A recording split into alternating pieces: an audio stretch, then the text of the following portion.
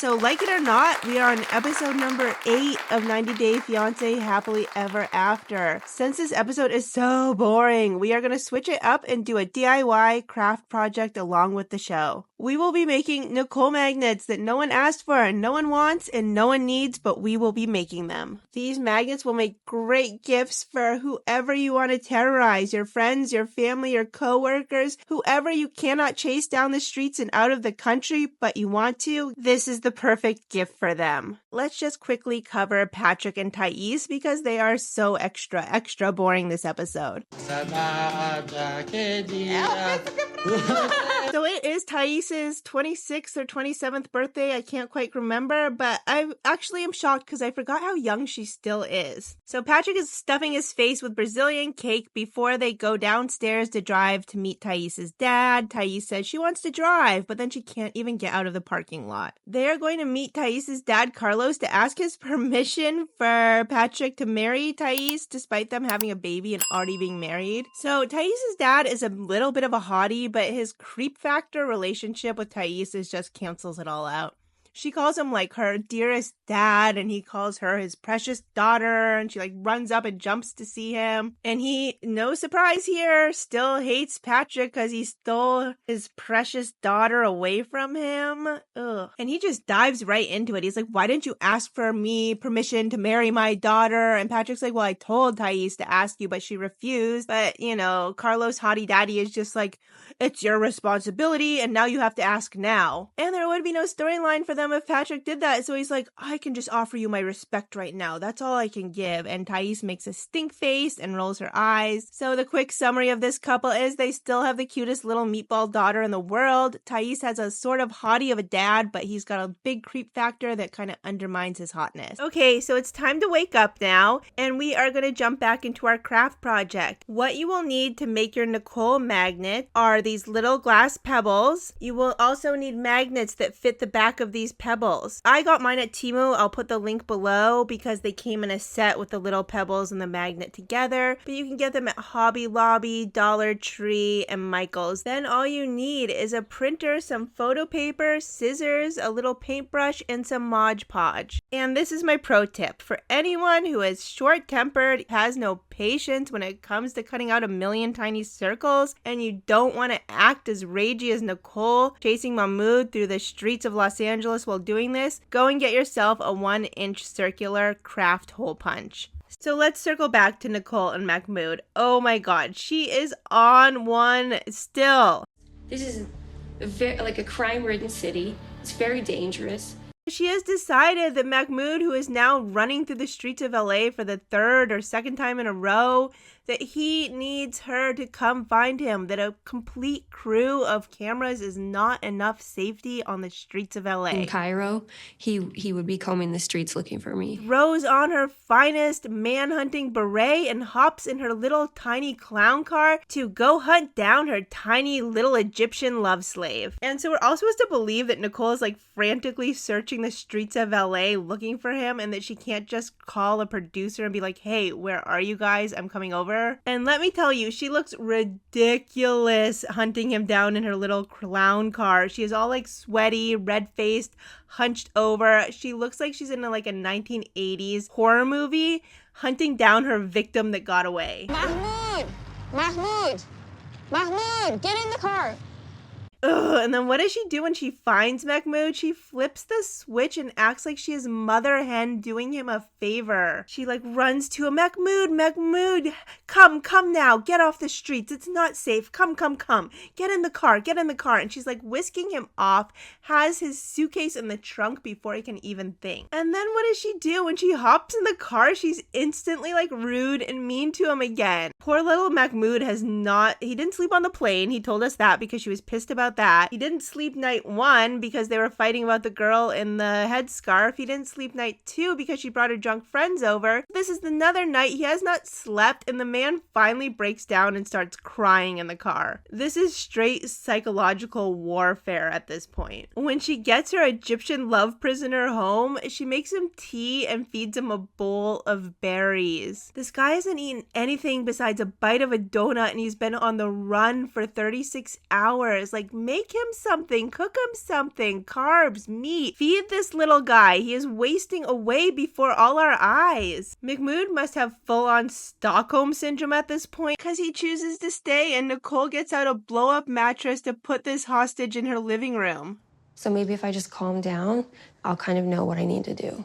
Next up is Ashley, Manuel, and Snooze. Nothing's changed. We left off with them channeling aliens to get help for their relationship, and it all exploded. So this week's whole episode is the whole aftermath of all this, and it is the same old snooze fest. This man is clearly in it for the green card, the free ride. I don't know. He is just on cruise control and doesn't want the BS that Ashley serves. So I know none of us are super Ashley fans, but yeah, he is gaslighting her now. But then at the same time, he's purposely leaving out important aspects of his life.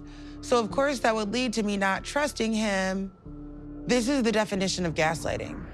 He's telling her that she needs to trust him and that she needs to back off and give him space, but all she's done is give the man space. In his defense, we all know that Ashley met him in college. They've known each other for over 10 years. She has never met his kids. He's always been a closed-off little man-child, so what does she expect? So long story short here is the aliens channel to save this relationship failed, and this relationship is worse than ever. So let's take a break from this mess and get back into our Nicole magnets. There is a link down there with the paper all formatted for you with Nicole's faces and some donuts. It has all been sized for 3/4 inch round magnets. I did say earlier that I got a 1-inch paper press, but it's actually a 3/4 inch round hole press. So you don't need to go get specific photo paper if you already have some nicer papers around. As long as the paper's a little thicker and it holds color well, use that. So cut out all the tiny Nicole faces and the bonus donuts, put them aside, and let's work on the little glass pieces. You do need to wash these grubby little things. For some reason, they will leave a rainbow effect on everything if you don't wash them. So you can use rubbing alcohol, Windex, or soap and water and just let them fully dry. This is the only tricky part of the whole thing. It takes a little patience and a little strong arming, but we'll get through it. Flip your little glass beads over and paint them all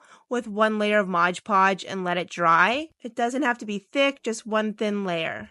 Let all the first layer ones dry, but for making the magnets from this point on, you will do them 1 by 1. So pick up just 1 bead on the back, do another layer of Mod Podge, not too thick, not too thin, just right, and then do a layer of Mod Podge on top of Nicole's face. And you will smash those 2 buggers together, and you've really got to smash them and look at them and push out all the little bubbles. You can see in my hand the problematic ones I made that weren't smashed hard enough or they didn't have quite enough Mod Podge. Too little Mod Podge is how you kind of get those bubbles because it makes it very hard to push them out. So you need the right amount of Mod Podge. And too much is just a hot mess, so don't do that either. They should look milky, so let Nicole fester and brew overnight. By tomorrow, she should be crystal clear, and then you can attach the magnet back. We catch up with Jasmine and Gino, and Florida seems to have cured Jasmine from remembering she has children that she forgot in Panama that was ruining her life because she is all good now. She is getting hyped up in her finest lingerie to go see alligators in the Everglades of Florida because they remind her of Panama and her best friend alligator she had at home. Jasmine is putting more effort and thought into being quirky than she ever put into bringing her children to America. Because I want the alligators to feel like I belong to them.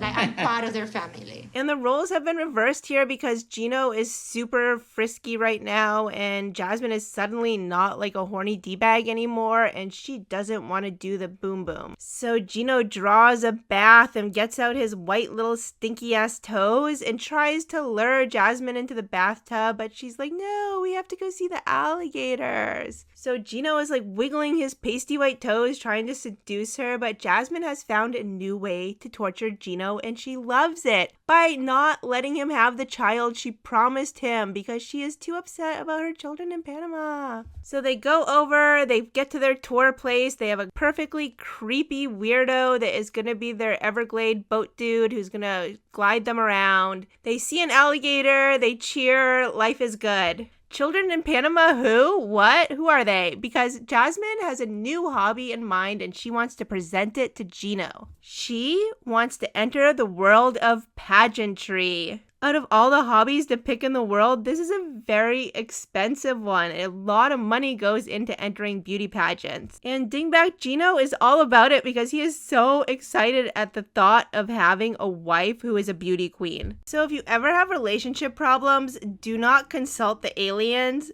Go consult the alligators because Jasmine and Gino are back in love. So we go back over to Austin to catch up with Rob and Sophie, snooze, and turns out Sophie hates flea markets. Like, who hates flea markets? That makes me judge Sophie pretty hard. So they come up on this booth of crystals run by like this hillbilly Jesus offering tidbits of wisdom to them. It's for insight, clarity, and also clairvoyance.